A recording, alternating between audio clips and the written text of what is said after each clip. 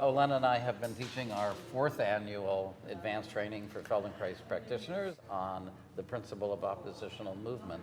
We were extremely inspired by this idea and how ubiquitous it is in healthy, well-organized movement. There's something in it of counterbalancing weights, right? So we live on Earth with gravity, we have mass, and therefore we experience weight. In children, there's a spontaneous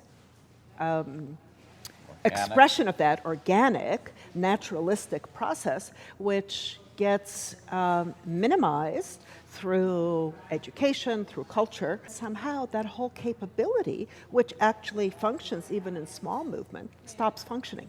Yeah. And we become much more familiar with counterbalancing weight with muscular effort without realizing that's what we're doing.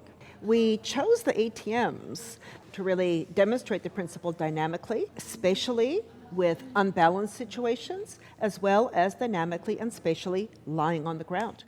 There's everything about that oppositional movement that is making it easier to draw up the knee, making it easier to bring your head to the left. It's a fundamental ground for working.